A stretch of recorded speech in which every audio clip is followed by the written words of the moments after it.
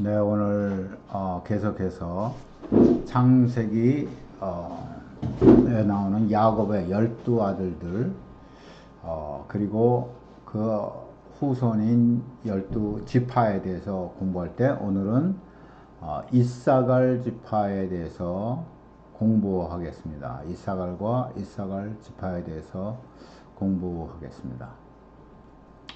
네, 이사갈은 레아의 다섯 번째 아들이 되겠죠. 레아가 네 아들, 루벤, 그 다음에 시므온, 레위, 유다까지 낳고, 그리고 난 다음에 이제 그 이제 아이들을 못 낳고 얼마 동안 있었죠. 그 동안에 이제 레아의 여종과 라헬의 여종이 각각 2명씩 이제 아들을 낳습니다. 그래서 8아들이 이제 낳게 되죠. 그 다음에 레아에게 다시 이제 태가 있어서 그래서 레아가 잉태하고 5번째 아들, 다시 말해서 야곱의 9번째 아들을 낳게 됩니다. 그것을 그의 이름을 이사갈이라 했죠. 네, 이 얘기가 창세기 30장에 이제 나오게 됩니다. 도표를 보시면은 야곱이 이제 레아에게서 9번째 아들인 이사갈을 낳게 됩니다. 네. 창세기 30장에는 이와 같이 이제 이사갈이 낳는 경우에 대해서 이렇게 얘기합니다. 밀 거둘 때 루벤이 나가서 들에서 합 한 채를 얻어 그의 어머니 레아에게 드렸더니 라헬이 레아에게 이르되 언니의 아들의 합 한 채를 청구하노라. 레아가 그에게 이르되 네가 내 남편을 빼앗은 것이 작은 일이냐?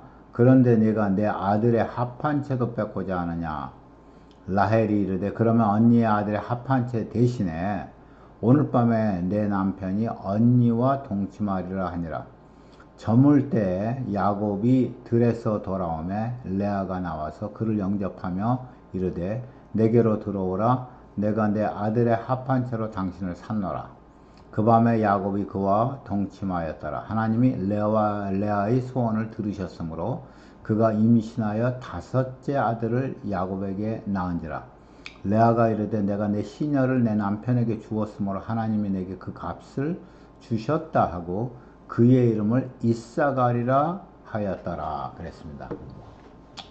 네, 이제 그 라헬이 그 루벤이 어머니에게 가져온 이렇게 잉태하기에 좋은 그 열매, 그런 채소인지 열매인지 합한 채를 가지고 왔죠. 예. 그래서 그것으로 이제 그 어머니의 잉태를 도우려고 했는데, 그런데 라헬이 그것을 요구했죠.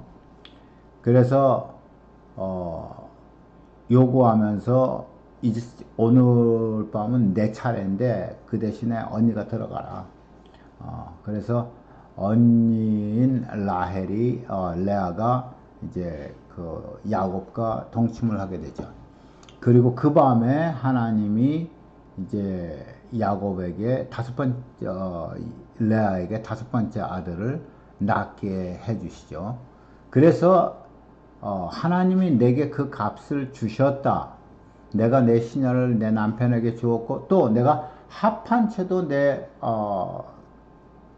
동생에게 주었다. 그러므로 그 값을 대신해서 하나님이 나에게 아들을 주셨다고 그의 이름을 갑이라고, 대가라는 이사갈이라고 했습니다. 네, 레아가 이르되 내가 내 시녀를 내 남편에게 주었으므로 하나님이 내게 그 값을 주셨다. 그의 이름을 이사갈이라 하였다. 그래서 이사칼이라는 말이, 이사하르라는 말이, 사하르라는 말은 페이먼트, 대가, 값입니다. 예를 들어서 자동차를 살 때 돈을 지불하고 자동차를 산다 해서 정당한 대가를 얘기하는 것이죠. 내가 대가를 치르고 내가 내 남편을 사서 그래서 하나님이 나에게 축복하시고 아들을 주셨기에 내가 그 값을 치렀다 해서 그 아들의 이름을 대가 값이라고 얘기했습니다. 예, 라헬의 밤을 자기가 산 거죠. 네. 야곱이 이제 창세기 49장에 임종시에 말했던 12아들에 대한 그 예언에서 이사갈은 뭐라고 했는가? 이사갈에 대해서는 좀 독특하게 얘기합니다. 이사갈은 양의 우리 사이에 꿇어앉은 건장한 나귀로다. 그는 쉴 곳을 보고 좋게 여기며 토지를 보고 아름답게 여기고 어깨를 내려 짐을 메고 앞제 아래서 섬기리도다. 그랬습니다. 이게 실제로 우리가 이 양의 우리 사이에 꿇어앉은 건장한 낙이다 하는 말은 양의 우리는 아닙니다. 이게 영어로도 sheephen이라고 되어 있는데 실제로는 미슈파트라는 단어, 두 개의 미슈파트 사이에 다리를 쭉 뻗고 누워있는 통뼈낙이다 하는 말이죠. 미슈파트라는 말이 뭐냐면요, 미슈파트라는 말이 이런 겁니다. 이렇게 그 곡식 더미를 이와 같이 큰 두 덩이의 미슈파트, 이걸 갖다 짐을 다 부린 건장한 통뼈 나귀가 일하다가 잠시 쉬는 모습을 말하고 있습니다. 그래서 미슈파트는 뭐냐 하면은 동물용 건축 더미입니다. 이 동물용 이 사료로 하는 이 더미죠. 예, 이것 사이에서 이와 같이 나귀가 통뼈 나귀라도 쉬었다 일하고 쉬었다 일하는데 그는 일하기를 꺼려 하지 않는 아주 통뼈 나무인데 쉴 때는 편안하게 다리 쭉 뻗고 누워서 쉬는 그러한 나귀다. 두 개의 미슈파트, 두 개의 건조 더미죠. 네, 이 두 개의 동물들을 먹이를 위한 건조 더미 사이에서 다리 쭉 뻗고 누워있는, 잠시 쉬고 있는 통뼈 나무다. 다시 말해서 굉장히 부지런하고 아주 건장한 것을 보여주고 있어요. 그리고 거기서 다음의 일을 위해서 잠시 쉬는 모습을 보여줍니다. 우리가 그는 쉴 곳을 보고 좋게 여기고 토지를 보고 아름답게 여기고 또 이제 쉬었으면 어깨를 내려서 짐을 메고 이제 앞제 아래서 섬기리로다. 이게 지금 한국말이 이제 좀 오역이 됐습니다. 앞제라는 말이 성경에 없습니다. 그는 쉴 곳을 보고 좋게 여기며 토지를 보고 아름답게 여기고 어깨를 내려 짐을 메고 앞제 아래서 섬긴다 하는 말은 말 자체가 안 되죠. 네, 이것은 뭐냐면은 그는 좋은 쉴 곳과 쾌적한 땅을 보았고 짐을 실으려 그 어깨를 내려서 일꾼임을 자처했다 하는 말이에요. 예, 여기서 앞제 아래라는 단어가 전혀 나오지가 않습니다. 여기서 나오는 단어는 오베드예요. 오베드는 종도 될 수 있고 뭐 하인도 될 수 있지만은 오베드는 일하는 사람을 얘기합니다. 일하는 존재. 우리가 너 지금 뭐 하냐? 아니 오베드 악샤. 내가 지금 일하고 있다. 내가 어디서 일하냐? 아니 오베드 멤미스라드. 나는 사무실에서 일하고 있다. 이렇게 오베드라는 말은 일한다는 것이요. 일꾼을 얘기합니다. 일하는 사람. 지금도 회사에서 회사의 직원을 뭐라고 그러냐? 히브리 말로 오베드입니다. 오베드라는 말은 일한다는 것이지 앞제 아래에 있다는 말이 전혀 아닙니다. 다시 말해서 여기서 지금 말하는 것은 쉴 때 쉬고 일할 때 일하는, 효과적으로 일하기 위해서 자기 관리를 잘하는, 쉴 때는 아주 푹 쉬어버리는, 그리고 일할 때는 열심히 일하는 그런 모습을 보여줍니다.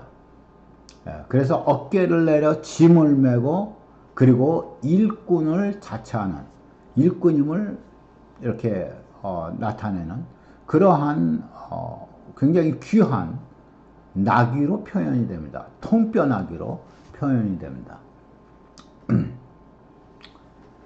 이 이사갈은 우리가 지금까지 공부하는 이 납달리, 아셀, 스불론 요 바로 밑에 다시 말해서 여기가 지금 기네렛이라고 하는 갈릴리 호수죠.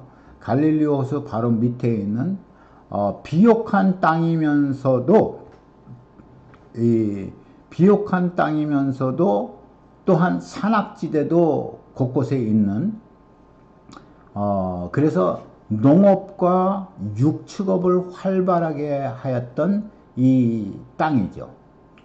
이것은 바다에서도 멀고 강들 줄기도 별로 없고 이 기네렛 이 호수에서 이 갈릴리 호수에서도 남쪽으로 상당히 떨어졌습니다.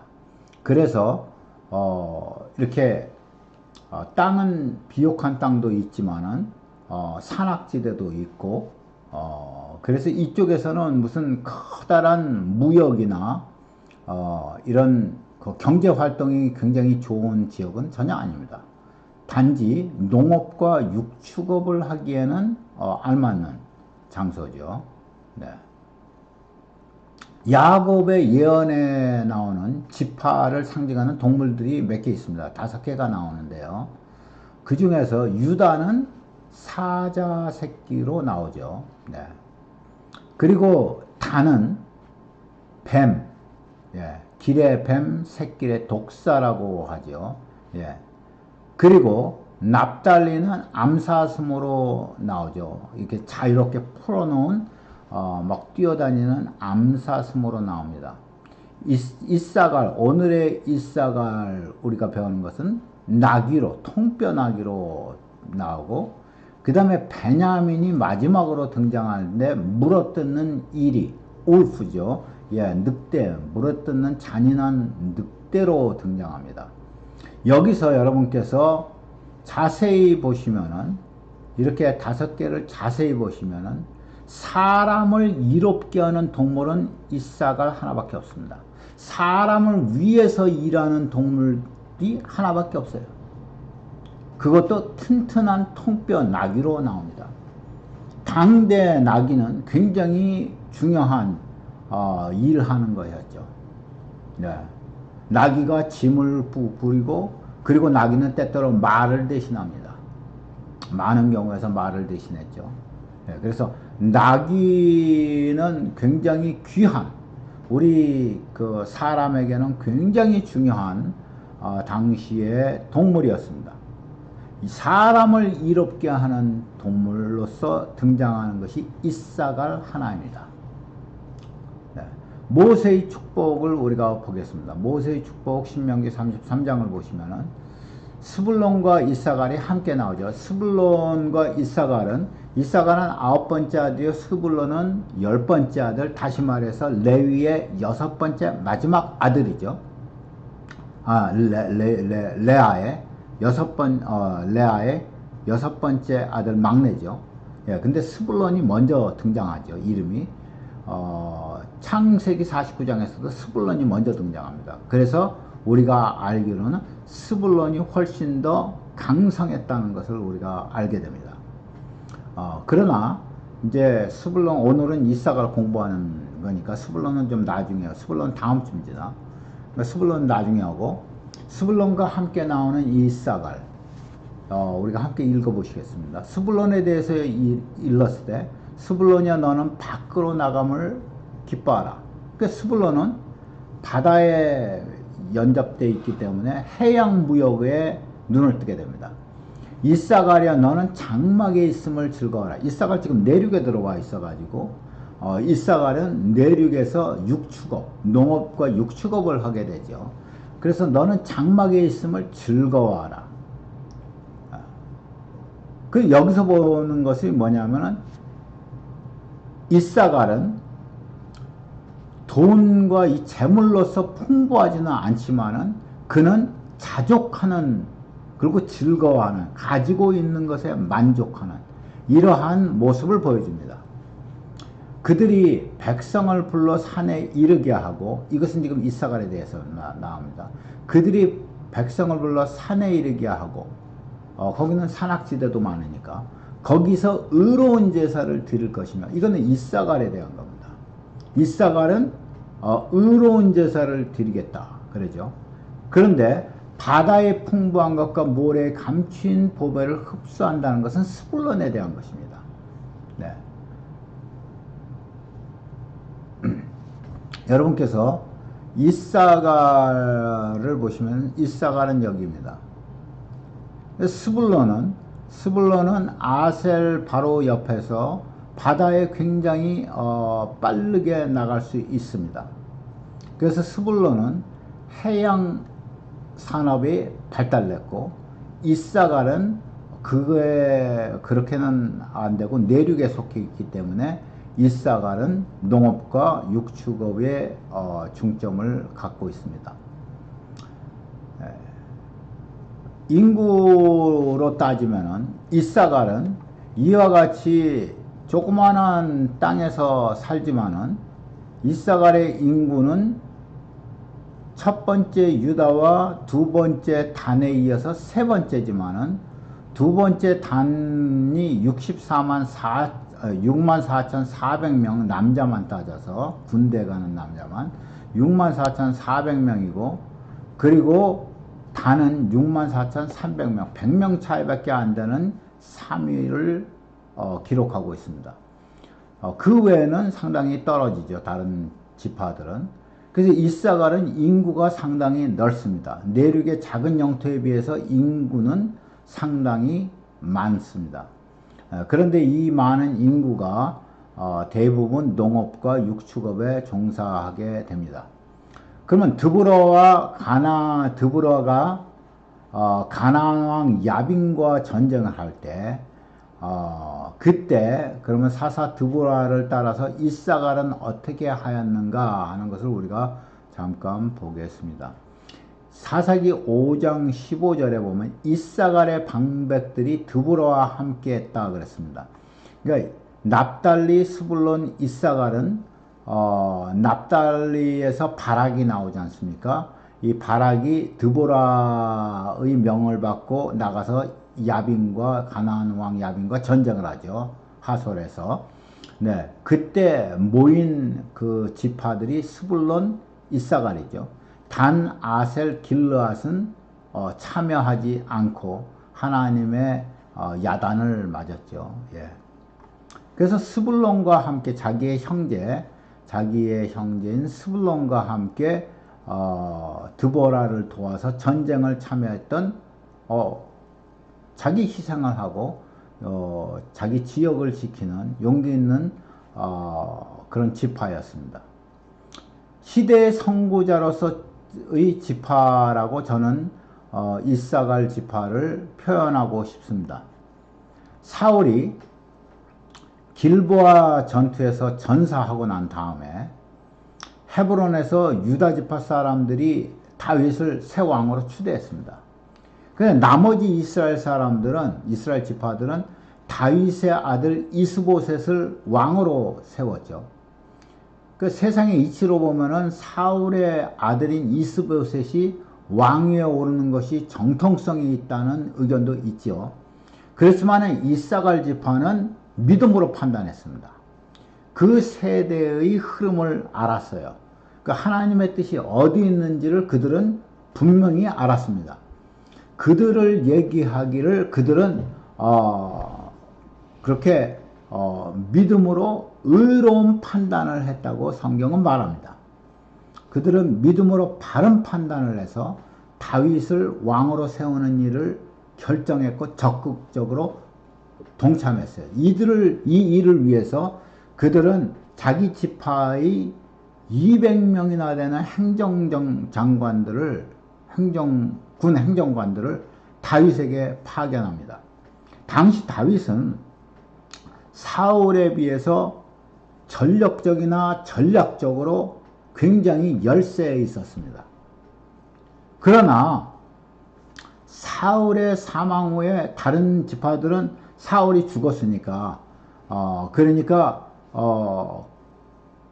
이제 그 처세를 잘해서 급속도로 이제 다윗 지지자들이 형성되고 모이는 그러한 때였지만은 그들 중에서 진정한 시대적인 정신을 가진 그리고 믿음으로 하는 옳은 판단으로 하는 자들은 이사갈 지도자였다고 성경은 말합니다. 제가 이거 보면서 이거 공부하면서 요새 그 뭐 이렇게 우리 한국의 그 정세가 이제 지금은 이제 윤석열 그 당선자가 대통령 당선자가 이제 시작하려고 하지 않습니까?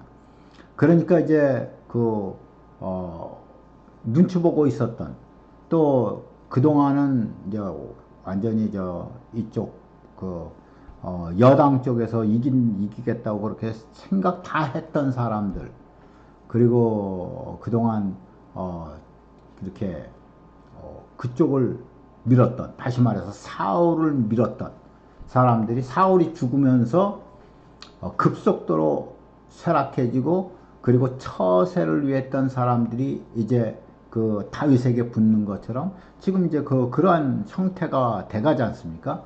그런 것이 아니라 이 사람들은 원래서부터 아니라 이렇게 가는 것이 옳다고 믿고 그렇게 지지했던 사람들이 그 사람들이 이게 이사갈 지도자였다 이 말이죠, 제 말은. 여러분께서 이거 보시면은 다윗은 여기 헤브론에서 이제 그 왕으로 있고 사울은 이 죽고 난 다음에 이제 이스보셋이 왕으로 이제 재위를 하게 되죠. 그래서 이제 이스보셋과 다윗의 진영이 나누게 됩니다. 근데 이스보셋은 2년 정도밖에 안 되고 이제 망하게 되죠. 네. 그래서 여기에 그 이스보셋을 도왔던 사울의 아들 이스보셋을 도왔던 아브넬이 이제 이스보셋을 배반하고 다윗에게 붙게 되죠. 네. 그러면서 이제 그 다윗의 그 힘이 점차 막강해지고 이제 헤브론을 떠나서 예루살렘으로 이제 가게 되죠. 그러나 미리 시세를 알고 시대적인 정신을 가지고 그렇게 마땅히 행할 것을 알던 이사갈은 자기네들 우두머리 중에서 200명이나 보내서 그렇게 다윗을 돕게 합니다. 예. 잠언 3장 1절에 뭐라고 그럽니까? 범사에 기한이 있고 천하 만사가 다 때가 있다. 이럴 때가 있고 저럴 때가 있다. 쭉 나열되는 그 범사의 기한이 있고 천하 만사에 다 때가 있는데 이 이사갈은 시대의 정신을 잘 가지고 때를 잘 분별했던 그런 사람들이었습니다. 네, 우리가 역대상 12장 23절에서 37절 조금 길지만은 함께 읽겠습니다. 싸움을 준비한 군대의 지휘관들이 헤브론에 이르러 다윗에게로 나와서 여호와의 말씀대로 사울의 나라를 그에게 돌리고자 하였으니 그 수요가 이러했더라. 유다 자손 중에서는 방패와 창을 들고 싸움을 준비한 자가 6,800명. 유다 자손은 당연하죠. 다윗 지파니까.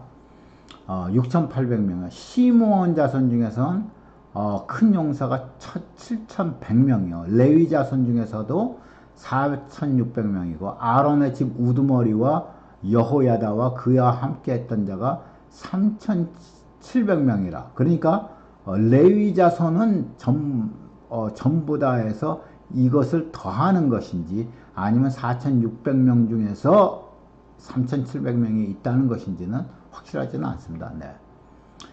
그리고 그 안에서 또 젊은 용사 사독과 그의 가문의 지휘관이 22명이라 그랬으니까 아마도 4,600명 가운데서 3,700명, 22명 뭐 이렇게 있는 것 같습니다.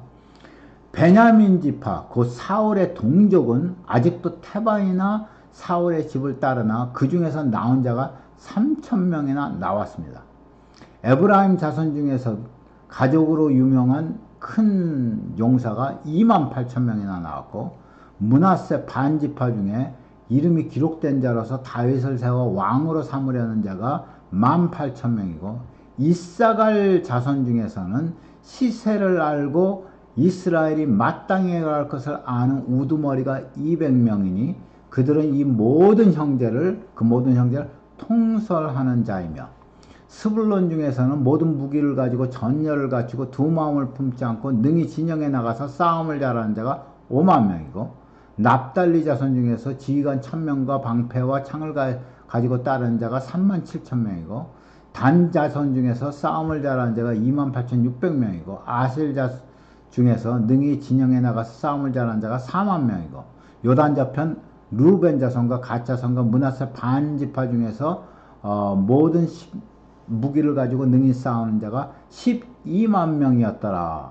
그래서 이제 다윗에게 점점 그 군대가 집중하는 그런 모습을 우리가 볼 수 있지만, 다른 지파들은 전부 다 이렇게 싸움을 잘하고 뭐 용사고 뭐 이런 사람들이 몇 명이고 그러지만은, 이사갈 지파만은 다른 특별한 긍정적인 설명이 첨가됩니다.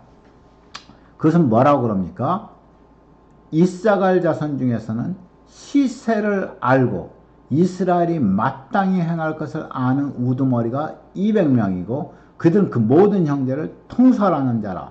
이와 같이 이사갈은 이렇게 마땅히 행할 것을 알므로 행하는 하나님의 때를 아는 사람들로서 이렇게 200명의 우두머리만 나오고 이제 몇 명이 그 동참했다는 말은 안 나옵니다. 중요한 것은 지금 우두머리가 200명이나 된다는 것이죠. 네. 이것을, 그리고 또 이 사람들이 정신이 똑바로 박힌 사람들이고 하나님의 뜻을 잘 아는 사람들이라 하는 것이 이게 중요한 것입니다.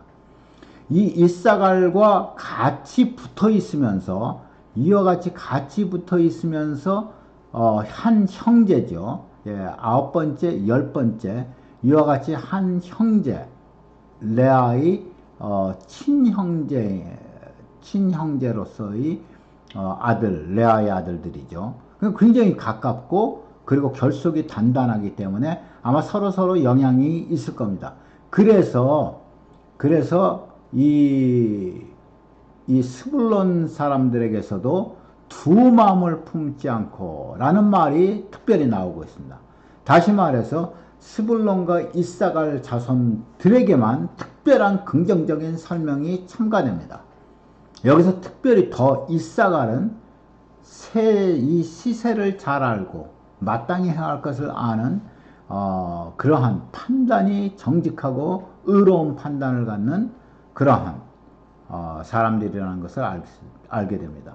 여러분께서 보시다시피 이사갈은 레아의 5번째, 6번째 아들입니다.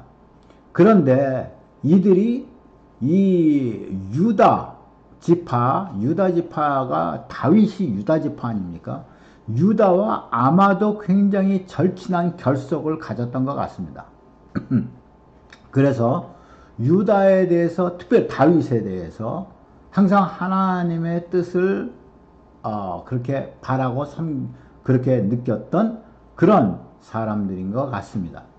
물론 나중에는 이제 조금 달라지기는 하지만은 이제 다윗이 처음 왕위를 잡을 때는 굉장한 도움이 되고 이렇게 큰 힘이 되었던 이사갈과 스불론, 특별히 이사갈, 네, 오늘 공부하는 지파의 얘기입니다.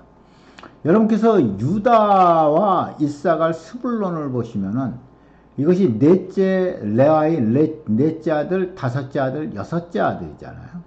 이와 같은 이 지파가 성막의 동쪽에, 다시 말해서 가장 중요한 쪽에 성막의 입구지 않았습니까?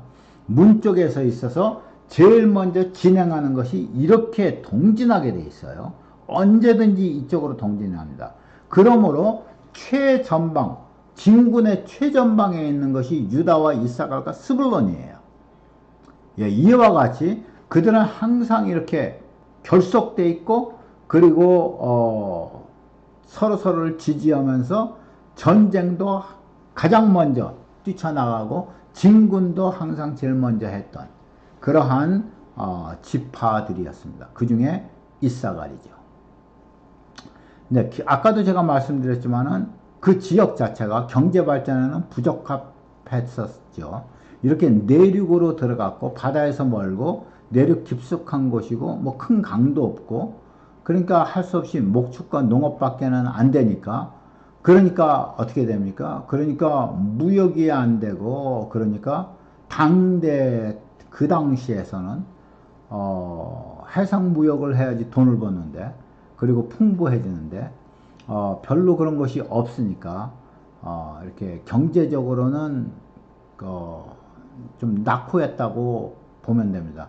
예를 들어서 오늘날 미국을 놓고 보면은 제가 이렇게 미국을 놓고 보니까 아마 이 아이다호 주가 이 이사갈과 비슷하지 않는가. 아이다호에서 뭐가 많이 나오죠? 제일 유명한 게 그 감자지 않습니까? 아이다호에 굉장히 유명한 감자 기차가 있잖아요. 세계에서 제일 큰 감자 모형을 만들어 놓고 기차를 만들어 놓은 그 감자, 아이다호. 이 감자로서 유명한 이 아이다호처럼 되지 않을까? 여러분, 그 52개 중에서 이 아이다호는 경제적으로 43등이에요. 그 경제적인 그 능력을 보면 미얀마하고 비슷합니다. 이것이. 제1의 경제 스테이트는 캘리포니아예요. 캘리포니아는 그 영국 전체와 캘리포니아가 비슷하죠. 그 다음은 뉴욕이죠. 아니, 그 다음은 텍사스구나. 그 다음은 텍사스예요. 텍사스는 캐나다 전체와 뭐 거리가 비슷합니다. 그 다음이 뉴욕이죠. 뉴욕은 한국 전체와 거리가 비슷합니다. 네. 이와 같이 아이다호는 내륙지방에 들어가 있어서 이사갈처럼 내륙지방에 들어가 있어서 전체적으로 봐서는 43등. 그러니까 밑에서 이렇게 떠돌아다니는 이사갈과 마찬가지의 그런 경제적인 구조를 갖고 있다고 보시면 됩니다. 그러나 이사갈은 어떤 존재냐? 그 지파는 그는 쉴 곳을 보고 좋게 여기며 토지를 보고 아름답게 여긴 거예요. 그러니까 자기가 가진 것에 만족하는 그러한 마음들을 품고 있습니다. 빌립보서 4장 11절부터 13절에 사도 바울이 뭐라고 그럽니까? 어떤 형편에든지 내가 자족하기를 배웠노니 내가 비천에 처할 줄도 알고 풍부에 처할 줄도 알아. 모든 일, 그 배부름과 배고픔과 풍부와 궁핍해도 처할 줄 아는 일체의 비결을 배웠노라. 어디서 배워요?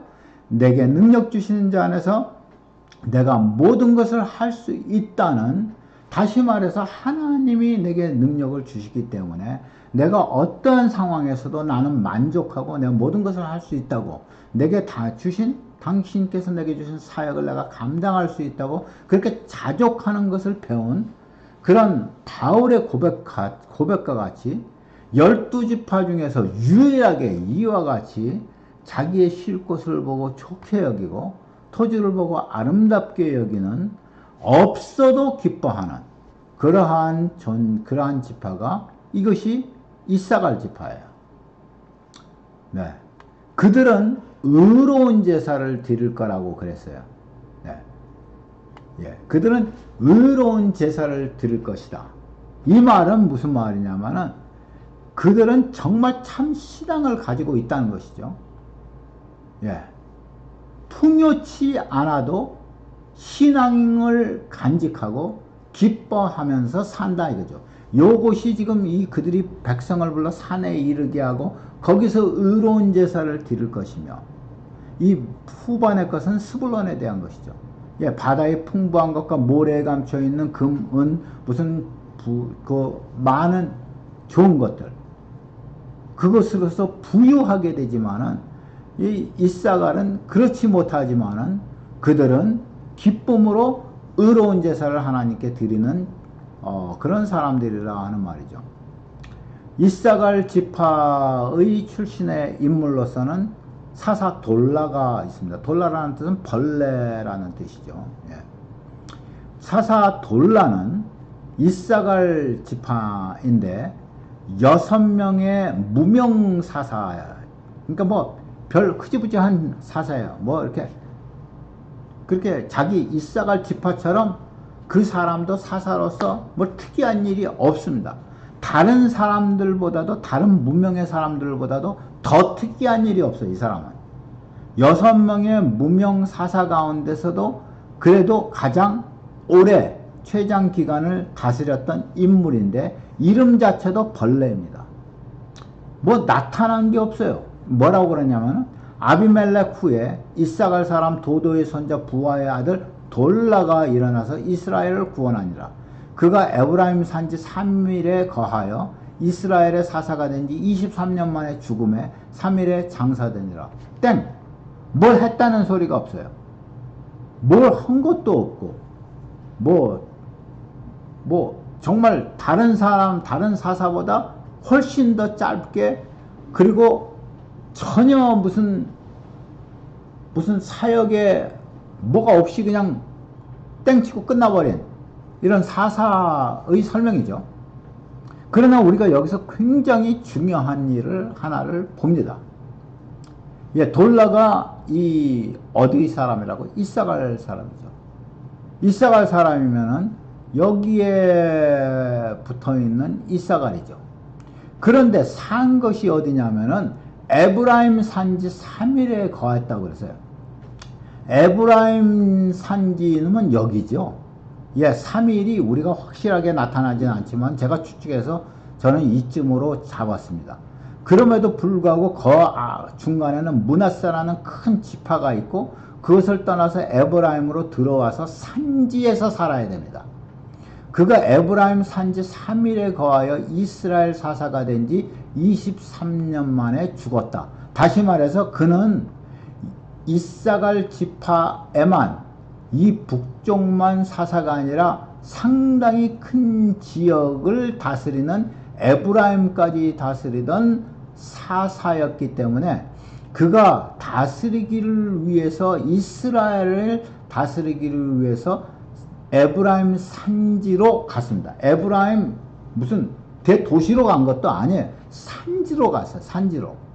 그래서 산지 3일이라는 동네가 도대체가 이 3일이라는 동네는 이스라엘에 몇 군데가 있지만, 이 에브라임 산지는 등장하지도 않는, 어디에 있는지도 모르는 유명무실한 그 장소예요.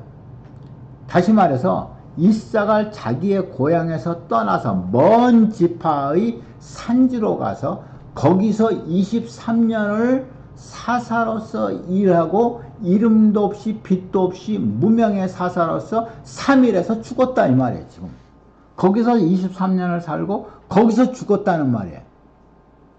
이거 대단한 선교사입니다. 이게 선교사지. 하나님이 그를 거기로 보내서, 그는 정말 뭐 초라하게 무슨 거대하게 무슨 사역을 내비친 것도 아니고, 그냥 묵묵히 그 자리에서 뭐가 드러나 있는 일도 아니고 이름도 벌레밖에 안 되는 그러한 돌라가 23년을 3일에서 산지에서, 외지에서 살다가 외지에서 죽은 거예요. 그러니까 얼마나 거기를 사랑했고 얼마나 열심히 살았으면 그랬나 이 말이죠. 아까 나오는 통뼈 나귀, 그 어깨를 내려서 침을 다시 부리고, 나는 이라는 존재라는 것을 자처했던 그러한 이사갈의 그 내용과 같이, 그렇게 돌라도 그와 같이 사는 것이 아니냐 하는 생각을 하게 됩니다. 네, 오늘의 말씀의 결론을 보겠습니다. 아까 다시 우리가 보면 이사갈은 두 개의 미시파트, 다시 말해서 동물의 건조더미 그 사이에서 다리를 쭉 뻗고 지금 조금 쉬고 있는 통뼈 나귀라. 그는 좋은 쉴 곳과 쾌적한 땅을 보았고 그리고 이제는 또 일어나서 짐을 실으려 그 어깨를 내려 일꾼을 자처했다. 다시 말해서 그는 고난도 기쁨도 모두가 주님의 은혜. 우리가 요새 잘 부르는 찬송 있지 않습니까? 모든 것이 은혜였다고. 받은 은혜에 자족하는 이사갈을 우리가 봅니다. 그리고 남의 짐을 지어주는 부지런한 이사갈입니다. 자기만을 위해서 살지 않고 남의 짐을 지어요. 예, 다른 동물들의 먹이를 위해서 자기가 가지고 있는 모든 힘을 쓰는 통뼈나귀를 우리는 봅니다. 디모데전서 6장 6절로 8절은 이렇게 말합니다. 자족하는 마음이 있으면 경건은 큰 이익이 되느니라. 우리가 세상에 아무것도 가지고 온 것이 없으면 또한 아무것도 가지고 가지 못하리니 우리가 먹을 것과 입을 것이 있은즉 족한 줄로 알 것이니라. 우리가 자족하는 마음이 있으면 신앙에는 발전이 있습니다. 신앙에 굉장히 큰 진보가 있죠. 자족하지 못하니까 욕심이 있으니까 우리가 자꾸만 무너지게 됩니다. 갈라디아서 6장 1절 2절은 뭐라고 그럽니까? 형제들아 사람이 만일 무슨 범죄한 일이 드러나거든 신령한 너희는 온유한 심정으로 그들을 바로잡고 너희 자신을 돌아봐. 너도 시험받을까 두려워하라. 너희가 짐을 서로 지라. 그리하여 그리스도의 법을 성취하라. 너희가 서로 사랑하면 세상 사람들이 너희가 내 제자인 줄 알리라. 그랬지 않습니까? 너희가 서로 짐을 서로 지라. 이것을 보여주는 것이 누구냐? 이것을 보여주는 것이 이사갈. 네, 나귀로서 표현되는 이사갈. 네, 오늘 공부는 여기까지 하겠습니다. 우리가 이와 같은 이사갈을 우리가 다시 생각하면서 우리가 가진 것에 자족하고 하나님께 감사하고 그리고 하나님께서 내 삶은 다른 사람과 비교할 게 없어요. 내 삶을 하나님께서 이와 같이 주셨으면 여기서 감사하고 내가 해야 할 일이 무엇인가? 내가 다른 사람 도울 일이 무엇인가? 이런 것들을 우리가 생각하면서 묵묵히 보내신 곳에서 감사하고 여기서 우리가 보내신 일을 잘 감당하고 돌라처럼 에브라임